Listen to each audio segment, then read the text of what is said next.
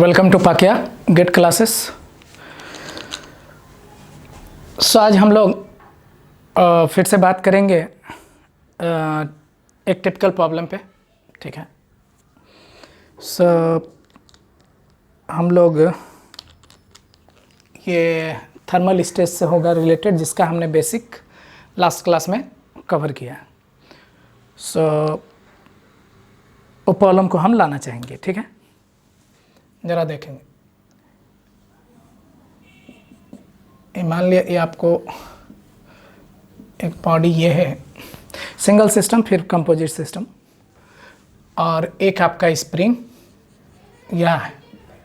इस टाइप का प्रॉब्लम हमने पहले भी डिस्कस किया, लेकिन उसमें आपका ये रॉड जो है में हमने फोर्स लगाया था। ठीक है, मैकेनिकल टाइप का हमने लोडिंग डाला था। अभी हम लोग थर्मल टाइप का लोडिंग डालेंगे।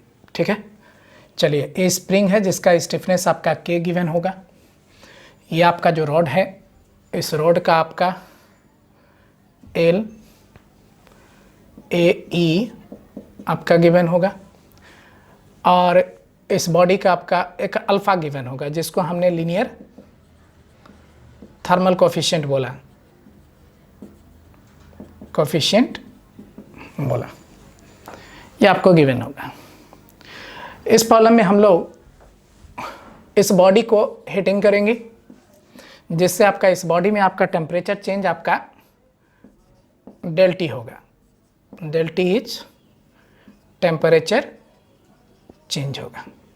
ठीक है, डेल्टी से हमने चेंज किया टेम्परेचर को, जैसे क्या होगा, बॉडी का एक्सपांसन होगा।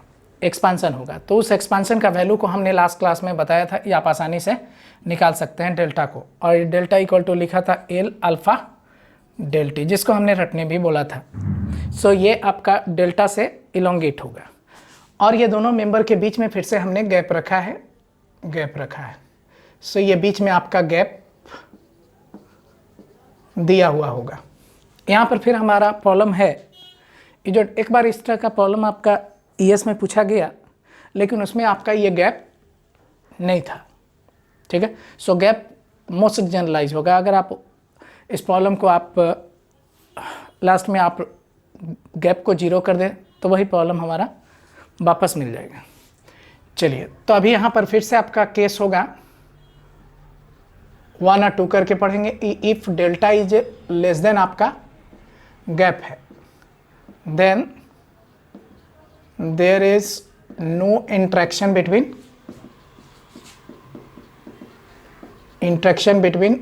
रॉड एंड आपका स्प्रिंग होगा। रॉड और स्प्रिंग के बीच आपका कोई इंट्रैक्शन नहीं होगा, दोनों इंडिपेंडेंट होगा। और जहाँ तक बात करें अगर हम लोग रॉड में, तो आपका स्ट्रेस क्या होगा, हमने बोला ही है हमेशा से सॉम में 3 ही कैलकुलेशन मेन है। एक आपका डिफॉर्मेशन, सेकंड आपका स्ट्रेसेस, और थर्ड आपका स्ट्रेन एनर्जी, जिसमें हमने बोला स्ट्रेस और डिफॉर्मेशन आपका ज़्यादा इंपॉर्टेंट होता है। और ये दोनों में ऑल 3 में बात करें तो सबसे ज़्यादा इंपॉर्टेंट आपका स्ट्रेस होता है।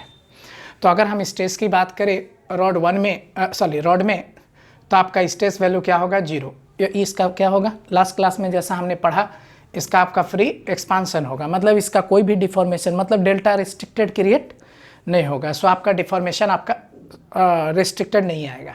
स्ट्रेस आपका 0 आएगा। तो ये हमारा पार्ट नहीं है। जब तक इंट्रैक्शन नहीं होगा तो स्प्रिंग का कोई रोल यहाँ पर आएगा नहीं, तो इस प्रॉब्लम का कोई मीनिंग रह नहीं जाएगा। मेनली हम लोग को जाना है केस 2 में। इफ सपोज ऐसा प्रॉब्लम कभी आपको मिस्टेक कराने के लिए दे सकता है, लेकिन नॉर्मली आज तक दिया नहीं है। ठीक है, चलिए, by the way, if delta greater than gap हो, इसका मतलब है ये आपका देयर विल बी इंटरेक्शन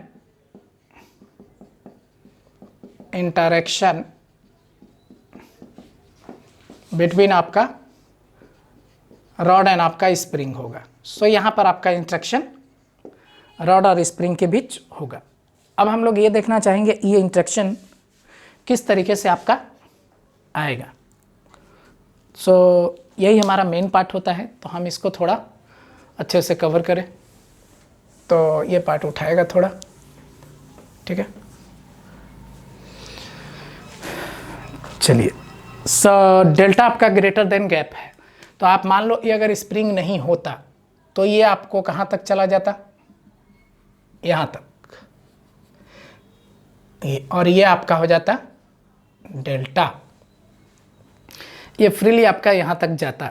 लेकिन हो क्या रहा है, जैसे ही आपका रॉड, जैसा हमने मैकेनिकल में बात किया था इस मैकेनिकल लोडिंग डाल करके, वैसे ही बिल्कुल आपका ये आपका गैप वाले रीजन में बिल्कुल वैसा ही डिस्कशन फिर से बनेगा। ठीक है, चलिए। तो जिन लोगों को पहले क्लियर हो गया ठीक है, नहीं हुआ आप यहाँ पे ध्यान दें, आपको हो सकता है यहीं से पकड़ में आ जाए तो पीछे का भी चीज़ें क्लियर हो जाएगा। चलिए, ये डेल्टा फ्रीली जाता अगर स्प्रिंग यहाँ पे नहीं होता, यहाँ तक क्लियर है। ठीक है, लेकिन आपको मालूम है यहाँ पर स्प्रिंग है, तो डेफिनेटली क्या होगा, जैसे ही ये बॉडी आपका हीटिंग करना शुरू करेंगे तो ये एलोंगेट होना शुरू करेगा। मतलब हमने हीटिंग किया तो T1 से T2 टेम्परेचर चेंज हुआ, जिसको हमने डायरेक्ट चेंज आपका डेल्टी दिया। सो अगर आपका T1 से T2 की तरफ आपका जैसे ही टेम्परेचर बढ़ाते हुए जाएंगे हीटिंग के थ्रू, तो ये एक्सपांड होना शुरू होगा। T1 से T2 तक पहुंचने से पहले ही क्या होगा, ये गैप तक पहुंच चुका होगा। हाँ, T2 तक पहुंचने से पहले ही आपका ये गैप पार कर चुका होगा, और जैसे ही पार किया होगा क्या होगा, ये स्प्रिंग से कांटेक्ट में आएगा। और एक बार जब कांटेक्ट में आता है तो ये आपका क्या होगा, ऑलवेज कांटेक्ट में रहेगा ही रहेगा। ठीक है, ऐसा नहीं ये रॉड धक्का मार के भाग गया, ऐसा कुछ नहीं होता है। एक बार कांटेक्ट हुआ तो कांटेक्ट रहेगा, ये आप माथा में रखें। ठीक है, तो ये आपका जैसे ही आपका कांटेक्ट में आया, ये रॉड क्या करेगा, इस पर एक आपका फोर्स लगाएगा। ये स्प्रिंग अपने जगह पे है, रॉड है जो मूव करके गया, तो रॉड कांटेक्ट बनाएगा किसके साथ, स्प्रिंग के साथ। स्प्रिंग रॉड के साथ कांटेक्ट नहीं बनाया है, इसने बनाया उसके साथ। ठीक है, तो रॉड ने स्प्रिंग के साथ कांटेक्ट बनाया, मतलब रॉड ने एक एक्शन किया स्प्रिंग पे, मतलब एक कॉम्प्रेसिव टाइप का आपका फोर्स लगाया। तो इस रॉड पे आपका एक कॉम्प्रेसिव फोर्स आ जाएगा। मान लिया वो आपका फोर्स आर है, तो ये एक कॉम्प्रेसिव फोर्स आर लगाएगा। ठीक है, तो ये जो आपका आर है, ये एक एक्शन की तरह है, जो पहले आपका शुरुआत करता है उसका रिएक्शन को हम लोग एक्शन बोलते हैं, उसके मतलब फोर्स को एक्शन बोलते हैं। अब ये आपका क्या करेगा, रॉड पर अपोजिट एक रिएक्शन लगाएगा। ठीक है, अपोजिट एक रिएक्शन लगाएगा, आर से मैग्नीट्यूड का रिएक्शन लगाएगा, Newton from Newton's third law.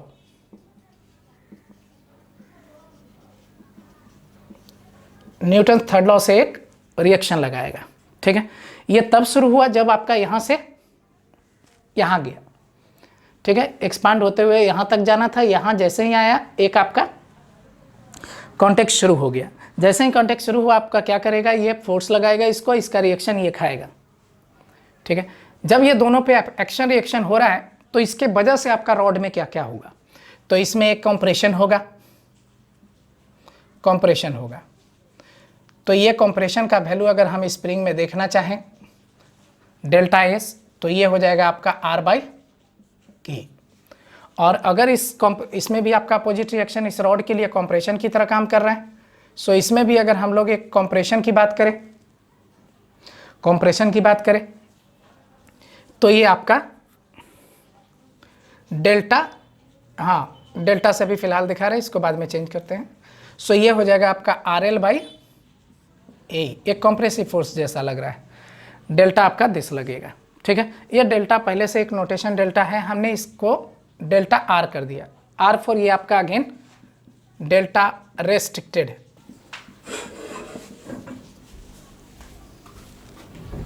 ठीक है, डेल्टा रेस्ट्रिक्टेड है। सो RL/A आपका डेल्टा रेस्ट्रिक्टेड है। रेस्ट्रिक्टेड का मतलब ये है कि ये रॉड जो है, ठीक है, हमने डेल्टा आर ऐसे ही लिख दिया है। ठीक है, नोटेशन एक यूज़ कर दिया है, इसको हम लोग डायग्राम से दिखा लें। तो आपको जब ये रॉड आपको जा रहा है, ठीक है, इस गैप से जैसे ही पार किया, इस पे फोर्स लगाना शुरू किया, तो स्प्रिंग को कितना दबा दिया इसने, डेल्टा एस। तो स्प्रिंग है जो डेल्टा एस दब गया, डेल्टा एस आपको दब चुका है। तो डेल्टा एस दबा और रॉड कितना दबा, एक डेल्टा आर दबा जो आपका इस आर रिएक्शन के थ्रू है, इसका मतलब है ये बॉडी कहाँ जाएगा, बॉडी जाएगा इस बीच में, ये दोनों लाइन के बीच में, इस लाइन और इस लाइन के बीच में आपको जाएगा। रीजन ये अगर स्प्रिंग नहीं होता तो इसे एक कॉम्प्रेसिव फोर्स नहीं लगता, जिसके वजह से ये यहाँ आकर के रुकता, इस लाइन पे आकर के रुकता ये रॉड। ठीक है, तो इतना क्लियर हो गया, यहाँ नहीं रुकेगा, ये स्प्रिंग में जैसे ही कांटेक्ट में आएगा एक फोर्स लगाएगा, जिसके वजह से ये इधर आना चाहेगा। ठीक है, इधर रहना चाहेगा, और यहाँ पर ये नहीं रुक सकता, ये स्प्रिंग आपका क्या है, रिजिड नहीं है। अगर ये रिजिड होता तो क्या होता, स्प्रिंग में डिफॉर्मेशन नहीं होता और यहीं पर रह जाता, मतलब स्प्रिंग पे फोर्स तो लगता लेकिन डेल्टा एस क्या होता, 0 होता। हमने रिजिड के केस में क्या बताया था, इन्फिनिटी। तो ये बॉडी यहीं रह जाता, लेकिन ये स्प्रिंग में भी डिफॉर्मेशन हो रहा है, जिसके वजह से क्या होगा, ये इस बीच में ये आपका रुक जाएगा, और यही आपका बॉडी का क्या होगा, कॉन्टेक्ट का फाइनल पोजीशन होगा दोनों का, स्प्रिंग और ये। हमने बोला ये कॉन्टेक्ट एक बार बना तो आपको ऑलवेज बना रहेगा। तो अब बात है ये बॉडी यहाँ रुकना था अगर स्प्रिंग नहीं होता, और अगर स्प्रिंग रिजिड होता तो यहाँ रुकना था। तो ना तो ये रिजिड है और नहीं आपका यहाँ पे नहीं है, यहाँ पे तो आपको ये प्रेजेंट है, जिसके वजह से इस बीच में आएगा, इस बीच में आएगा। तो आप अगर इस डायग्राम से देखें तो दिस वैल्यू क्या है, स्प्रिंग दब गया है, इसका मतलब यही वैल्यू हमारा डेल्टा एस है।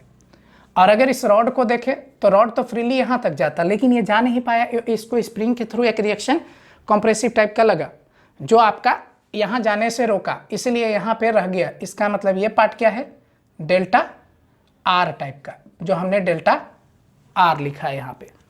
ठीक है, रॉड को रेस्ट्रिक्ट कर दिया गया। ठीक है, रेस्ट्रिक्ट कर दिया गया। तो हम ये रेस्ट्रिक्टेड को ऐसा नहीं है डेल्टा माइनस गैप लिखने जा रहे हैं, नहीं, वो जो भी देखेंगे यहाँ से डायग्राम से वही हम लोग यहाँ वैल्यू को डालेंगे। तो आप वहाँ से फ्रॉम ज्योमेट्री आप देख सकते हैं, फ्रॉम ज्योमेट्री देख सकते हैं, ये हम डेल्टा इक्वल टू लिख सकते हैं गैप प्लस आपका delta S plus delta R, और डेल्टा हमारा था एल अल्फा डेल्टी, गैप आपको गिवन है डेल्टा एस हमने आपको आर बाई के लिखा है, और डेल्टा आर आपका आर एल बाई ए लिखा है। तो इसमें अगर देखा जाए तो सिर्फ हमारा अननोन क्या है, आर है, और यहाँ से हम आर निकाल लेंगे। ठीक है, यहाँ से हम लोग आर फाइंड आउट कर लेंगे। अब ये आर आपको निकल गया, ये स्प्रिंग पे कितना लग रहा है और इस रॉड पे कितना लग रहा है। ठीक है, चलिए, तो स्ट्रेस हम लोग स्प्रिंग पे नहीं निकालेंगे, वो स्प्रिंग चैप्टर में ही नॉर्मली पूछा जाता है। सो स्प्रिंग में बहुत है तो आपको फोर्स पूछा जा सकता है या डिफॉर्मेशन पूछा जा सकता है। तो फोर्स तो आपको आर निकल गया, और अगर आप डिफॉर्मेशन चाहें तो यहाँ पर आर पुट करके डेल्टा एस बता सकते हैं, बट नॉर्मली हम लोग स्ट्रेस का बात करेंगे। और यहाँ पे इस रॉड पे, सो इस रॉड पे जो हम लोग डेल्टा एस का वैल्यू लिखेंगे, सर हाँ, सिग्मा एस का वैल्यू लिखे, सिग्मा वैल्यू लिखेंगे। वो आप देखें, ये जो रॉड है आपका फ्रीली इलोंगेट होता डेल्टा तक ड्यू टू थर्मल हीटिंग। तो बताएं ये कोई स्ट्रेस होता नहीं, लेकिन इसमें क्या हुआ, अभी इसके एक्सपांसन को रोका गया। कितना से रोका गया, डेल्टा आर से रोका गया, और यही हमारा डेल्टा आर क्या बनेगा, यही डेल्टा आर एक कॉरस्पॉन्डिंग हमारा स्ट्रेस डेवलप होगा। तो आप स्ट्रेस इक्वल टू लिख सकते हैं। ठीक है, पहले तो आप स्ट्रेन बना लीजिए रेस्ट्रिक्टेड, तो डेल्टा आर बाई एल आपका स्ट्रेन हो जाएगा, और डेल्टा आर हमारा कहाँ से निकल जाएगा, आर एल बाई ए से डेल्टा आर बाई एल कर लीजिए, और एप्सिलॉन आर इंटू ई आपका क्या हो जाएगा, सिग्मा हो जाएगा। और यहाँ से आप delta R by L into E करके आप निकाल लीजिए। और नहीं तो आप डायरेक्ट क्या कर सकते हैं, डायरेक्ट कुछ मत कीजिए, आर कंप्रेसिव लोड लगा है, आप आर तो निकाल ही चुके हैं, तो एप्सिलॉन आर तक जाने का ज़रूरत नहीं है, डायरेक्ट आप आर बाई क्या कर लीजिए, ए करके सिग्मा निकाल लीजिए। और ये कैसा नेचर का होगा, कंप्रेसिव नेचर का होगा, ये आपने एक्सपांड होने से रोका है। ठीक है, एक्सपांड होने से रोका है। सो ये आपका स्ट्रेस इन दिस मेंबर हो जाएगा। अगर आप ऐसा करें, इससे और भी केस निकालना चाहें तो ऐसा कर सकते हैं। आप इसमें गैप का वैल्यू 0 कर दें तो कैसा बन जाएगा सिस्टम? एक मेंबर ये है और ये जस्ट आपका कांटेक्ट में, कोई आपका बीच में गैप नहीं है, ठीक है, दिस। और इसमें आप स्ट्रेस इस मेंबर में आपको फाइंड आउट कर सकते हैं। डेल्टा टी आपका टेम्परेचर चेंज गिवन होगा, सिग्मा फाइंड आउट कर सकते हैं। तो इसी प्रॉब्लम से आप क्या कर सकते हैं? ट्रेस कर सकते हैं, ठीक है, ट्रेस कर सकते हैं। चलिए, तो ये प्रॉब्लम आपका फिनिश हुआ। और आपने देखा इसमें कोई ज़्यादा आपको खास टाइम नहीं लगा। ये अगर देखा जाए तो जो आपका मैकेनिकल में सिस्टम था उसमें आप फोर्स लगा रहे थे, तो उसके फोर्स के कारण भी ये वजह से भी आपका शुरू में स्ट्रेस लिखते थे और बाद में हम लोग स्ट्रेस को ऐड या सबस्ट्रैक्ट करते थे, जो भी आपका नेचर का होता था। लेकिन यहाँ पर आपका इनिशियल का कोई स्ट्रेस नहीं है, फ्री एक्सपांसन में कोई स्ट्रेस नहीं बनता है। जितना हम लोग थर्मल में रोकते हैं वही आपका स्ट्रेस में कन्वर्ट होता है, ठीक है। सो आप आसानी से इसको कवर कर पाए और इतना टाइम भी नहीं लगा। ये आपके पास बेसिक पहले से था जो आसान हो गया समझाना। ऐसा ही बीम में है, बीम में भी आपका बहुत सारा टिपिकल प्रॉब्लम जो है इसी तरह का जुड़ेगा। बस खाली डेल्टा लिखने का, डिफॉर्मेशन लिखने का फार्मूला अपना उस बीम चैप्टर का होगा। डेल्टा लिखने का फार्मूला उस बीम चैप्टर का होगा और यहाँ है जो इस चैप्टर का है, जो आप थर्मल में एल अल्फा डेल्टी लिखे और मैकेनिकल का आप लोडिंग का आप एफ एल बाई ए लिखा करते हैं। बस यही आपका चेंजेज आता है वहाँ पे, ठीक है।